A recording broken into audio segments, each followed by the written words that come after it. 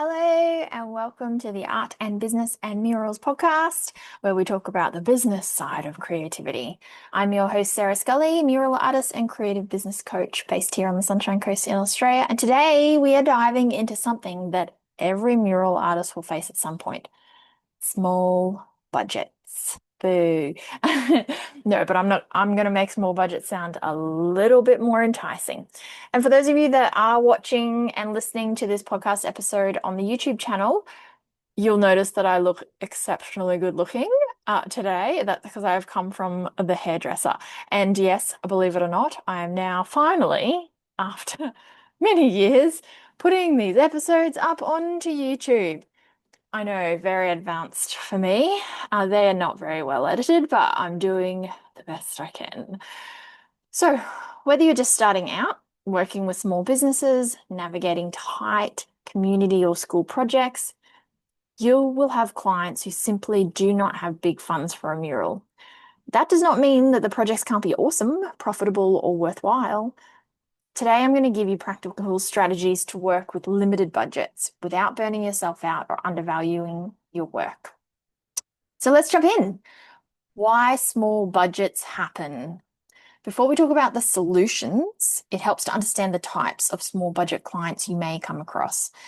One of them could be small businesses trying to grow. We're all small businesses here ourselves, and when you're starting up, there is no capital. And if you're a small cafe that's just spent $7,000 on a coffee machine and paid 6 months worth of a lease, you don't have a huge amount of money for a mural. But in all honesty, we all want a mural. Another one could be schools and community organizations. I have worked with hundreds of schools and they all have budgets. So working within their budgets, because a lot of them are applying for grants or the money's coming that they've raised from the P&C, Parents and Community, P&C, yeah, Parents and Community. So they generally don't have a huge amount of money. Another one could be startups or brand new ventures. So they generally have massive visions and very small wallets. And those conversations and emails generally contain the words, "We would love for you to take on this opportunity. We will promote it on all of our social media." That's when you start getting worried. Exposure. No, unfortunately, I can't pay the mortgage with exposure. And the last one is people that generally have passion projects. Holy guacamole. The number of times people find out that I'm a street artist and they're like, "Oh, I have a great project for you. You could do my kids' room and I could make you some scones." Boom. No, thank you. But these people, they generally want the art, but they generally don't have much of a budget. None of these situations mean the job isn't worth doing, though. You just need clarity, boundaries, and creativity. Know your non-negotiables. This is the most important thing when working with small budgets, knowing your non-negotiables. So ask yourself these questions. What is the minimum you need to make the job worthwhile for you? What is the minimum amount you need to make the job worthwhile? What expenses cannot be compromised on? What is your walk-away point? So for me, the minimum from a job, if I know that I'm going to spend a week or two on a job, I want at least one of my week's wages paid. What expenses cannot be compromised? Safety. Safety is the priority. So if I have a client that's like, "Oh, look, can you paint 8 meters up, but we can't afford the scissor lift," then that's generally a no, or there are some other options we can look at. I'll talk about them later in the episode. And what is your walkaway point? When the client starts getting super demanding and pushy, that is very much my walkaway point. Or when they just keep pushing back, And I go, "Nope, I've already spent 2 hours reading and replying to your emails. I'm done now." But there are nicer ways to say that too, and I will mention them later in the episode. Your non-negotiables might include things like your day rate, your materials cost to be covered. It might be travel covered. safety considerations, physical limitations or time constraints, your style and artistic integrity. When budgets are small, clarity protects you from resentment. Oh, resentment, so much resentment.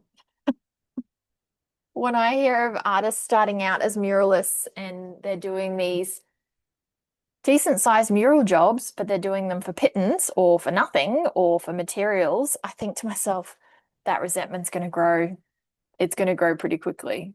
So there's a tipping point there. I can't tell you what it is, only you can, and you'll know because that angry little voice in your head will start boiling. How to adjust a project to fit a small budget. Don't shrink your value, shrink the scope.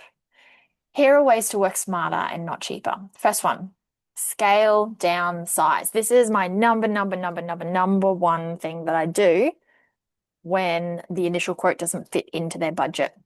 So a 2 meter mural instead of a 10-meter mural still has impact.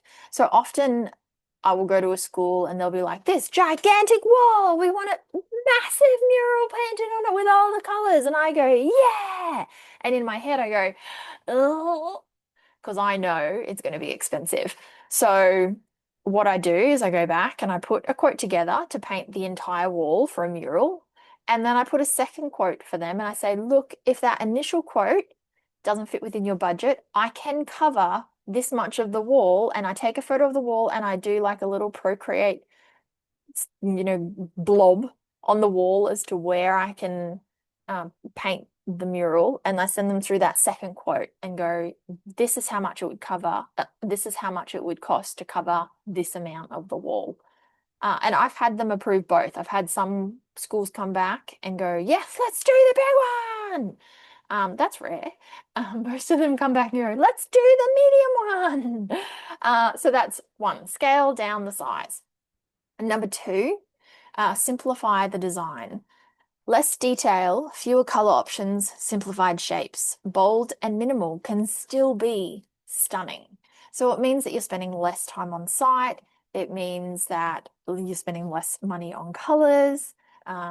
It just makes the whole process faster and it can still look amazing. So another thing you can adjust to fit small murals is 3, to work on panels instead of walls. I've done this a fair few times. I've done this for clients that will love the mural so much and they live in a house, and if they ever move, they want to take the mural with them. So that's not necessarily a budget thing, but I have also worked on 8 panels that were put together on site, and they didn't have the funding for me to go up on a lift, do a road closure, which was going to be huge. So I did it on panels at the studio instead and saved them money doing that. So that's another option. They're cheaper, portable, easier to paint on in your studio, and you can kind of paint on them in between projects as well. And the client can reinstall them when they have the funds to expand.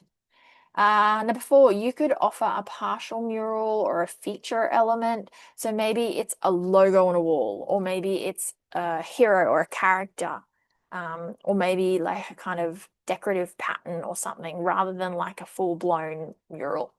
Number 5, you could reduce the surface preparation. I do this anyway, mainly because like I'm an artist. I'm not like a wall person. I don't know, what would you call them? A maintenance lady? I don't want to be cleaning walls. So I always have that client do that for me. So not that they always do it, but I tell them that they should do it. And if they don't, then they end up with spider webs in their mural. Anyway, if the client can prep the wall for you, that saves you time and also budget. Number 6, paint during less busy periods. So if you have the flexibility with this project, mention that you can schedule them in during a quieter month. So for example, I had 2 clients come to me last week, and this is November, mid-November, and I'm wrapping up to go on holidays for 6 weeks in 2 weeks' time. And so these 2 clients came and they're like, hey, can you do a mural before the end of the year? And I was like, no, I can't, but I can do it next year. And so for me, rather than having to charge them for a rush fee, well, not that I really could because I have no spare days between now and when I go on holidays, But rather than charging a rush fee and speeding up the process and probably end up getting a little bit resentful, I have moved them back a little bit, which gives us more time, reduces the cost to them. And they were happy to have it done next year as well. And it also means I can go on holidays knowing that there's work to return to, which is always a scary thing when you have your own business. Number 7, oh, this is my favorite and very much my go-to.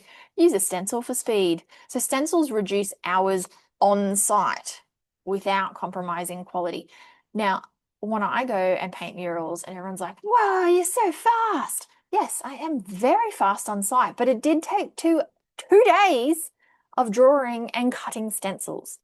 So they kind of missed that part of it. So it's not necessarily you're saving time, you're just saving time on site in the hot sun, under the elements, all that kind of stuff. You were then cutting stencils in your air-conditioned studio instead.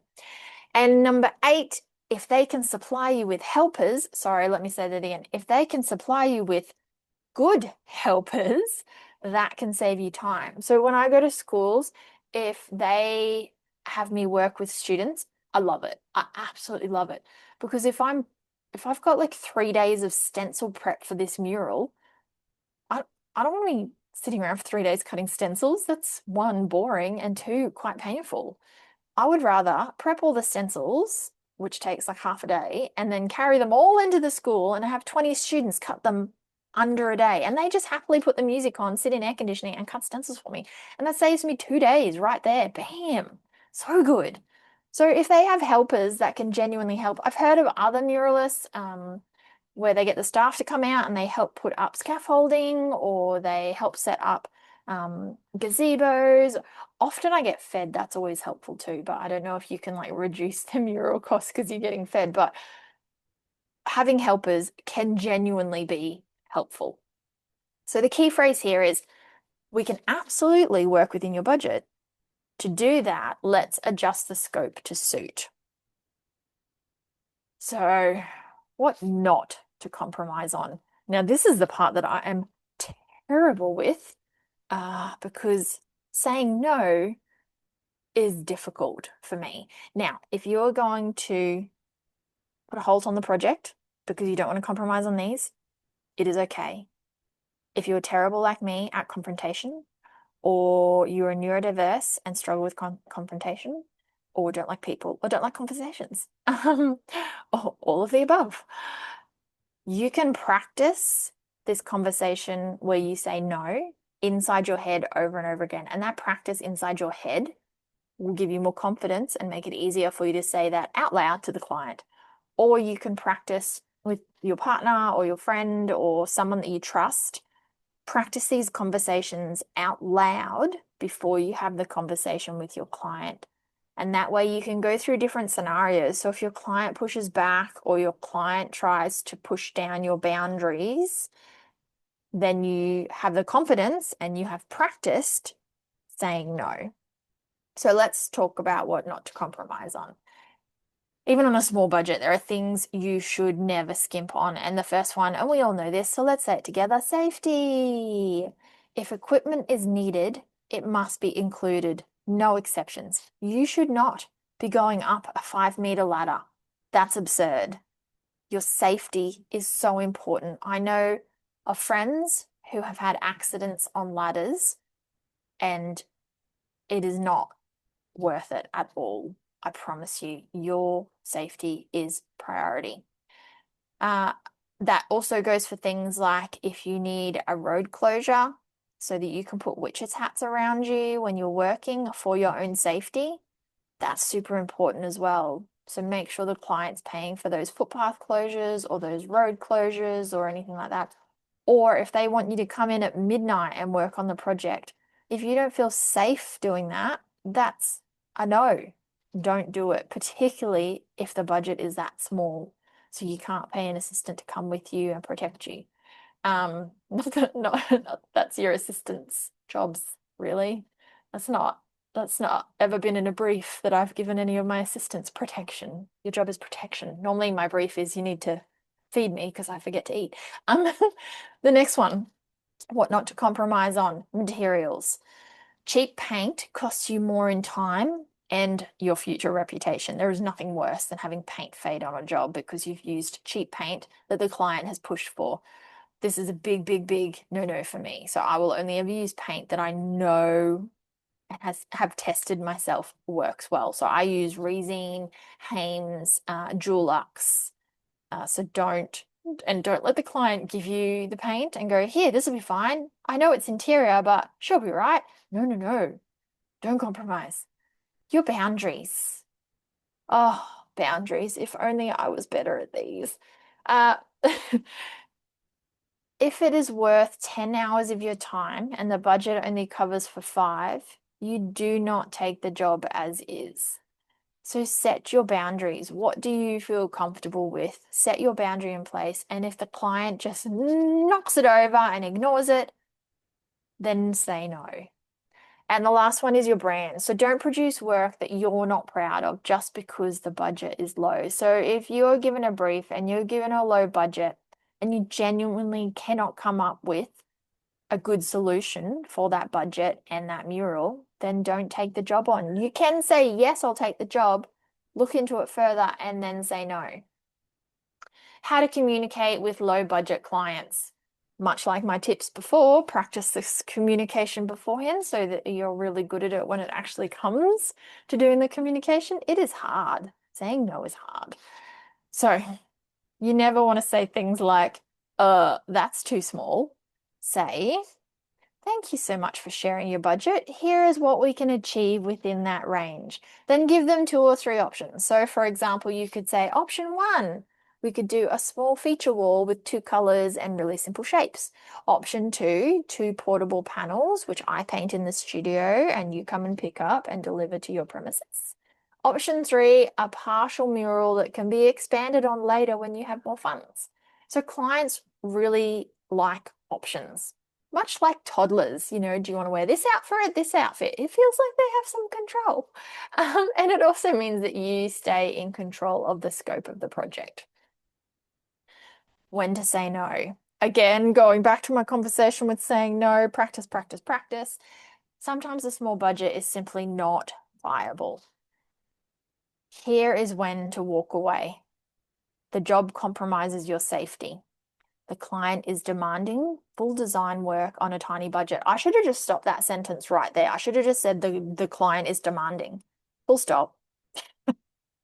If a client gets bossy, just drop them. It's not worth pushing and pulling and pushing and pulling and hardly getting paid anything for a project. You can say no. Also, when else to say no, your cost exceeds the offered fee. You don't want to be in debt to this project. You shouldn't be coming out at a loss because you're covering materials. The timeline is unrealistic. Yeah, that's the worst. And the project does not align with your own brand or values. So for example, if you are adamantly against alcohol and drinking alcohol and a beer brand comes to you and says, oh, we've got a small budget, can you do this small mural for us? You can say no because you don't believe in drinking or alcohol and you realize it's a poison and you don't want to. That's okay. You can decline kindly, professionally, and respectfully. Something like, thank you so much for thinking of me. Unfortunately, I'm unable to take on this project within that budget. If things change in the future, I'd love to reconnect. See how friendly I sound? Healthy boundaries keep your business healthy, and it's really important to be polite as well because people will talk about the interactions, particularly if they're bad. So the upside of small budget projects. Small budget does not always mean small opportunity. Here are the benefits. You can fill gaps between bigger projects. I painted a mural early this week. This week was meant to be my not out of the studio week, and I still managed to just pop this extra little mural project in there because it does fill those gaps in there.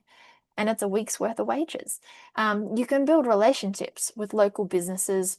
Schools and community groups often refer you quite wildly too maybe, but widely. So a lot of the schools that I do murals for, they're really proud of them, no matter what the size, no matter what the budget. They always take photos of them and put them onto their social media, particularly if the students have been involved. And then I always notice that schools within the same vicinity contact me. So it must be them sharing it on their social media and the other schools seeing it and going, yeah, let's get on board. You can get great photos for your portfolio as well. So for anyone that's starting up as a muralist, this is a great way to build your confidence and your portfolio. So make sure that you document really well. They allow experimentation and flexibility. So I did a small mural last week actually, and it was small. It was a small project, but I used that opportunity to try something that I have wanted to try for ages, and I just haven't had the time. And to have a client ask me to do this, I was like, yes. And it was to paint, like freehand paint a sunrise sky with like clouds and like those really dusty colors and like the ombre. And I've been dying to do that. So that was a great opportunity to try something new. And then also the upside, they often lead to repeat work. In all honesty, I reckon 80% of the clients I work with for murals are repeat clients. So schools that want another mural done, or residential clients that then want a painting done. It's generally, I like how I said that out loud then for this podcast. As I was saying it, I just remembered I had a repeat client. She asked me to quote on a painting as a repeat client, and I don't think I replied to her email, and that thought just popped up that second. That's why you got to pause. Oh Lordy, I need to go back to my emails. Um, so I've had several tiny budget murals turn into five-figure projects simply because a client had experienced that value first. They had experienced working with me first, and they realized it's an easy process, it's enjoyable, it's worth the investment. A lot of schools, particularly if they haven't had any murals in the beginning, they're a bit nervous. And I often go into these schools and they put me into like some weird corner. And they're like, here, there's tiny wall over there. Can you work on that with the students? And it's kind of like a tester wall to see how it goes. And then often they're like, oh, that's great. The kids loved it. The students loved it. Turned out great. We're really proud of this. Okay, let's do one in a more prominent area that's bigger. So that's how it usually works. So working with small budgets is part of the game. And when handling it well, these projects can be rewarding, strategic, and creatively fulfilling. Remember, know your non-negotiables, adjust the scope, not your worth. Offer clear options, say no when you need to. Look for long-term opportunities, not just the upfront fee. If you want help pricing your murals or navigating client conversations, my creative business group coaching program has full training on pricing, quoting, and project flow. You can learn more at scullydesign.com, or you can send me a message on Instagram. I occasionally check them. You're probably better to get me on email. Thanks for joining me today. Until next fortnight, have a great day. Bye.